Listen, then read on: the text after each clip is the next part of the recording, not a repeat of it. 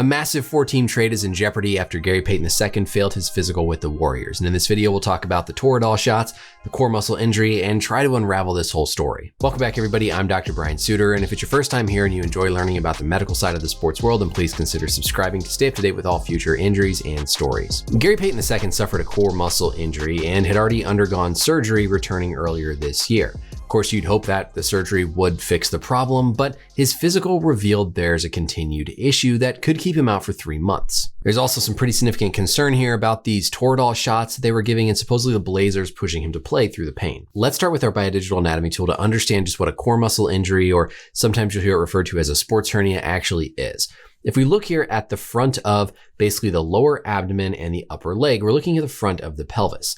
The core muscle injury is typically referring to an injury of the connective tissue between this rectus abdominis muscle of your core and the adductor longus. The model doesn't illustrate it perfectly, but essentially there's this continuous layer of connective tissue that connects the rectus abdominis muscle down to the adductor longus muscle. We call it the aponeurotic plate. And this is often the area that people are referring to when we talk about a core muscle injury. Now, true sports hernia is really a better description for when people have just weakness in kind of the fascial layers that sit down here in the groin. But a true core muscle injury is this area where the adductor groin muscle meets the rectus abdominal muscle. You get tearing, just like a tendon injury, at this connective tissue plate, and it can cause a lot of pain and dysfunction. Surgery goes in, basically debrides that area, reattaches those tendons to try and fix this problem. So obviously with Payton having undergone a surgery for this, you would hope that the issue had been fixed and he were no longer having pain. And that's where his physical with the Warriors comes into play. Now, of course, there's a lot of unknowns here and multiple layers to what potentially could have gone wrong here. Of course, the baseline reporting is that Payton was being pushed to play and receiving Toradol shots, which is a strong anti-inflammatory medicine to help with pain. Toradol is not a narcotic. It's not an opiate. It's an NSAID, basically in the same class of medications like ibuprofen, but it's more potent and can be injected into the body. These injections can either be done right at the site of the previous injury or surgery if it's much more focal, localized pain, or they can just be done into the muscle to give more of a widespread pain relief result. Whenever a player gets traded, they have to undergo the team standard physical. And that's a combination of looking at imaging tests. That's going to be a physical exam. It's going to be a discussion with the player talking about their symptoms, their history, what they've been taking for the pain, etc. And so at some point along the way was where this snag was uncovered. Now, it's not quite clear if maybe Payton told the Warriors that he was having continued pain at his surgical site. That might have led to further physical exam or imaging, which might have demonstrated continued or a new injury at the area, which could be why the Warriors are saying this might be a 3-month recovery process. To me, that implies that there was some structural pathology, some true injury that was discovered at the site of his previous surgery, as opposed to structurally it looked okay, and this was just a pain management question.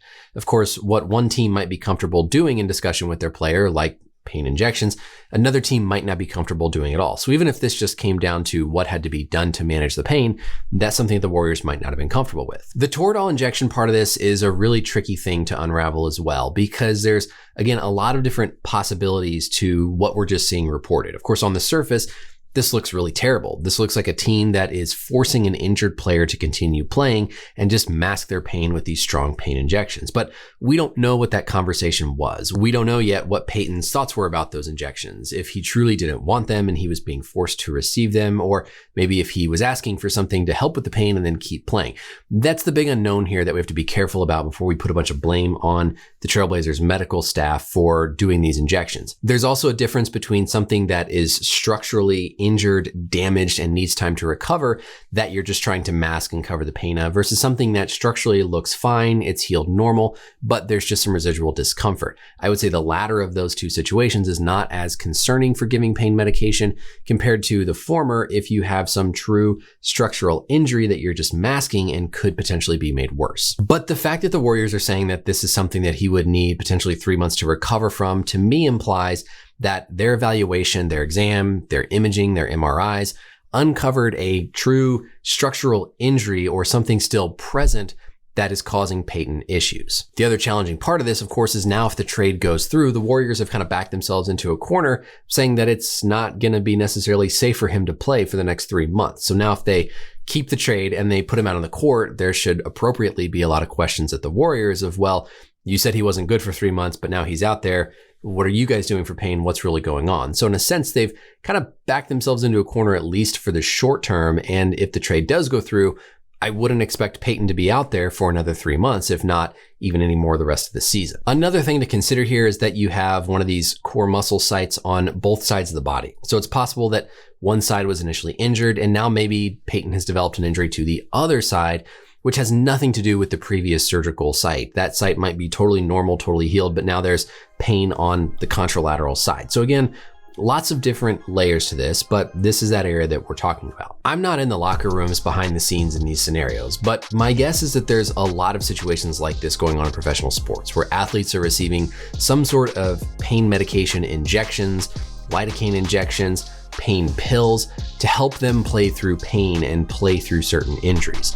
The balance for the medical staff is what injury could potentially be made a lot worse if you continue to play on it versus what's an injury that you can tolerate a little bit of discomfort and you just need to manage the symptoms. It's a very sticky, very complex world that we often don't hear about in sports medicine. And likely those layers are what's happening here with Gary Payton and this whole core muscle injury pain. That's it for the video, everybody. Let me know as always any questions or comments down below. And until next time, we'll see you later.